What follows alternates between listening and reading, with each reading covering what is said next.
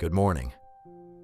Before this day takes you somewhere, I want you to think about the people you love, not abstractly, specifically, their faces, their names, the ones who were on your mind before you were fully awake, the child who will walk out the door today and into a world you cannot fully follow them into, the parent who is getting older, the spouse you share your days with, the friend who is going through something hard, the sibling you worry about, the one who has walked away from faith, and you are still praying, still hoping, still waiting.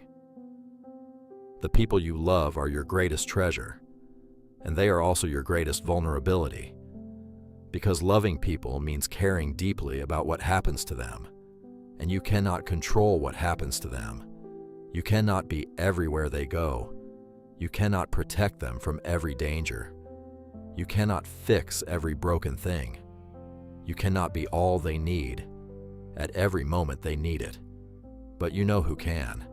And this morning, before the day carries you in 100 different directions, I want to help you bring the people you love before the God who loves them more, who sees them wherever they go, who is not limited by distance, who is not overwhelmed by the complexity of their needs, who holds them in the same hands that hold the universe. Let us bring them here, together, right now. Before we pray for the people we love, let us thank God for them, because gratitude is the right starting place. Not asking, thanking. Think for a moment about who you would be without the people in your life, the ones who shaped you, the ones who stayed, the ones who showed up when it was hard, the ones who love you imperfectly, but completely, the family that came to you by birth, and the family that came to you by choice. Both are gifts. Both were arranged by a God who does not place people in our lives accidentally. Psalm 68:6 says, God sets the lonely in families. Sets, intentionally places. The people in your life are not random. They were given to you for a reason. And this morning, before we ask God for anything, let us say thank you. Thank you for this person. Thank you for that one. Thank you for the ones who are easy to love. And thank you even for the ones who are not. Because God is working in those relationships too, even the difficult ones, especially the difficult ones. Thank you for the privilege of loving people and for being loved by them. Joshua 24:15. But as for me and my house, we will serve the Lord. These are some of the most powerful words in all of Scripture, and they were spoken by Joshua at the end of his life, after everything, after 40 years of wilderness wandering, after the Jordan River parted, after Jericho fell, after land was won and distributed and settled, after a lifetime of following God. Through every impossible thing, he gathered the people of Israel, and he gave them a choice. Choose for yourselves this day whom you will serve. And then he made his own declaration. But as for me and my house, we will serve the Lord. Not, I will try. Not, I hope we get there. We will serve the Lord. A declaration, a covenant, a line drawn in the sand. And notice the scope of it. Me and my house. Not just Joshua's personal faith, his household, his family, his home. He was making a declaration on behalf of the people under his roof, the people he loved, the people he was responsible for, and he was bringing them into covenant with God, publicly, boldly, without apology. This morning, you can make the same declaration, not perfectly, not because your family is already where you want them to be, but because you are choosing today to bring them before God, to stand for them, to cover them with your prayers, the way Joshua covered his household with his declaration, as for me and my house, we will serve the Lord. Before we pray, think of each person you are bringing before God today, their face, their name. Hold them for a moment. You are about to place them in the hands of a God who loves them even more than you do. Now let us pray. Lord Jesus, good morning. Before I go anywhere today, I bring the people I love before you, every one of them, by name, in my heart, with everything I feel for them, and I place them in your hands, not because I am giving up on them, but because your hands are better than mine. Your reach is longer, your love is deeper, and you see what I cannot. Father, as for me and my house, we will serve the Lord. I make that declaration this morning, over my family, over my home, over the people whose names are written on my heart. I am choosing to serve you, and I am asking you to draw them into that same choice, not by force, but by your grace, by the beauty of what you are, by the love that is too compelling to permanently resist. Draw the people I love to yourself. Lord, I pray for my children today, whether they are young or grown, whether they are near or far, whether they are walking with you right now, or they have walked away. Cover them. Your word in Isaiah 54:13 says, "All your children will be taught by the Lord, and great will be their peace." I stand on that today. They are yours first, before they were mine, and the same God who drew me to himself is able to draw them, in his time, in his way.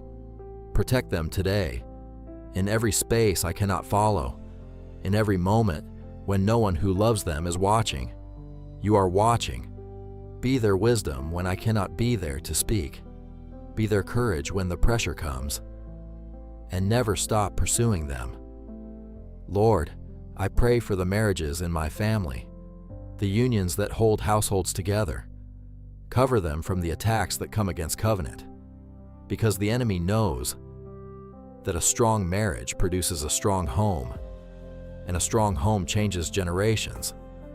So I ask for protection over every marriage represented in this prayer. Guard the love, guard the commitment. Speak healing into the places that are strained, and let the couples who are struggling this morning find their way back to each other through you.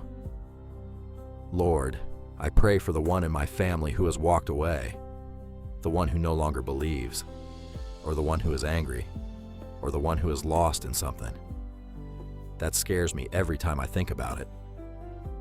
Father, I release them to you, not with resignation, with trust, because you have pursued wanderers before.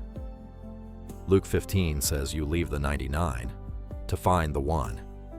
You are the God who goes looking, who does not stay comfortable while one is missing, who celebrates more over the one who returns than over the 99 who stayed. Go looking for the one I'm worried about today. Find them. Bring them home. Lord, I pray for the elderly in my family, the parents, the grandparents, the ones who are in the later chapters, who need more care than they used to, whose world has gotten smaller, who are facing things that come with age, and facing them with a courage I sometimes underestimate. Cover them with your peace today.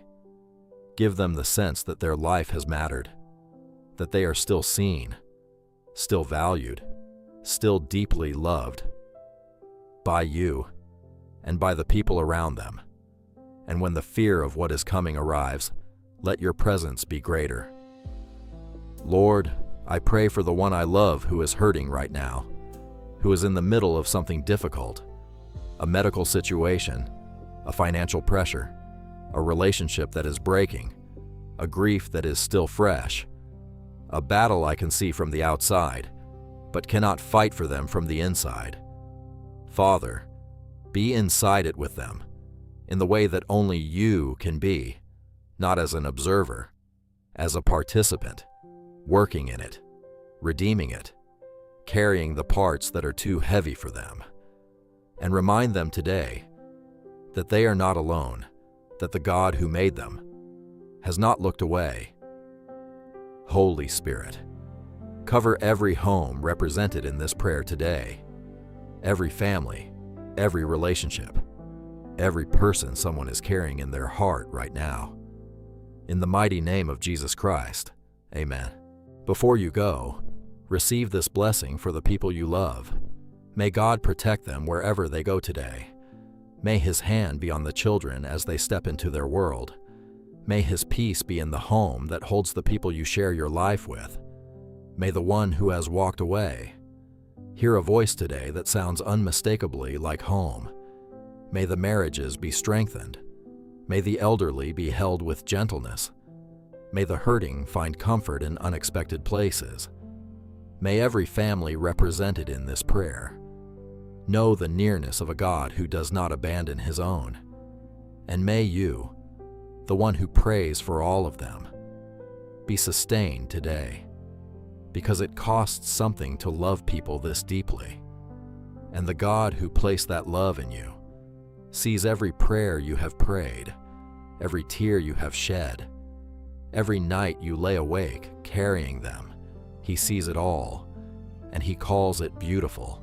Joshua 24:15. But as for me and my house, we will serve the Lord. That is your declaration today, and it is powerful. Go and live it. If you prayed this for your family today, write amen before you leave, and subscribe for a new morning prayer every day. Your family is covered. God has them.